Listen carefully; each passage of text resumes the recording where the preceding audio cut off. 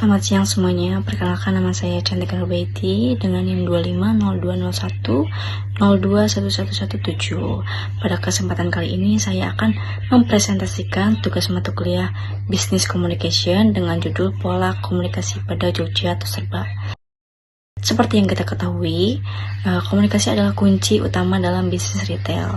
Nah, di presentasi kali ini saya akan mengupas bagaimana pola komunikasi ada di Jogja atau Serba dan bagaimana pengaruhnya terhadap operasional mereka. Berikutnya masuk ke profil singkat perusahaan. Objek penelitian saya adalah Jogja atau Serba yang berada di bawah PT Aku Pratama atau Jogja Group. Bidang usahanya retail modern dengan produk mulai dari makanan, kebutuhan rumah tangga, elektronik sampai fashion.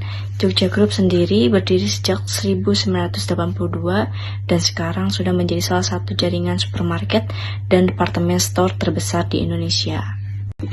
Struktur organisasi Jogja Serba menggunakan struktur hierarkis. Paling atas ada store manager, lalu di bawahnya ada 3 chief yaitu operation, merchandise, dan finance. Kemudian ada supervisor dan paling bawah ada staff. Tujuan dari struktur ini adalah untuk memperjelas pembagian tugas, tanggung jawab, dan alur koordinasi. Jadi komunikasi bisa berjalan dari atas ke bawah, jelas dan tidak membingungkan. Nah, di slide ini kita bisa lihat hubungan kerja dan alur komunikasi. Ada 2 jenis. Pertama, vertikal. Dari store manager ke chief, ke supervisor, ke staff. Ini dipakai untuk instruksi, target, dan laporan. Kedua, horizontal. Antara supervisor dan antar staff, antara departemen. Ini dipakai untuk koordinasi dan menyelesaikan masalah operasional sehari-hari.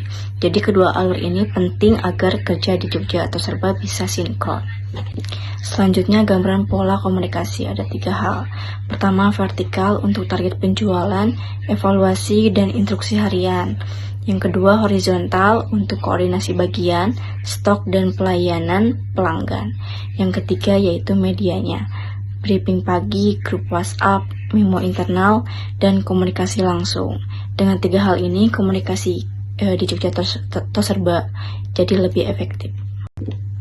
Lalu hasil analisis kelebihan, ada 5 poin. Pertama, informasi cepat sampai. Kedua, koordinasi antar divisi bagus. Ketiga, masalah pelanggan cepat ditangani. Keempat, ada briefing rutin setiap hari. Dan kelima, pengawasan kerja lebih efektif. Jadi secara umum komunikasi di Jogja atau Serba sudah berjalan dengan baik. Hasil analisis kekurangan, ada 4 poin. Pertama, informasi kadang terlambat ke staf.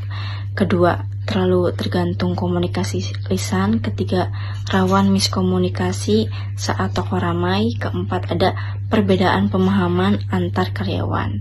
Tapi secara keseluruhan, polanya sudah cukup efektif karena jalurnya jelas. Di slide ini adalah analisis berdasarkan business communication. Efektivitas terlihat dari jalur informasi yang jelas.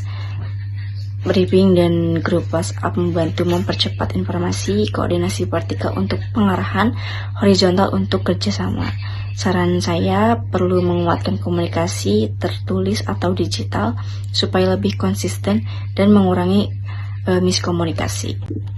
Kesimpulannya, Jogja atau Serba menerapkan komunikasi vertikal dan horizontal yang mendukung operasional. Sistem komunikasi yang baik meningkatkan koordinasi dan pelayanan. Dan kunci efektivitasnya ada pada kejelasan alur, koordinasi, dan penyampaian informasi yang tepat. Berikut saran saya. Pertama, tingkatkan penggunaan media komunikasi digital. Kedua, berikan pelatihan komunikasi berkala. Ketiga, buat SOP komunikasi yang lebih rinci. Keempat, perkuat koordinasi antar departemen. Kelima, tingkatkan efektivitas briefing harian. Dengan ini diharapkan komunikasi di Jogja atau Serba lebih optimal. Baik, cukup sekian presentasi dari saya. Mohon maaf jika ada kata yang kurang berkenan. Terima kasih.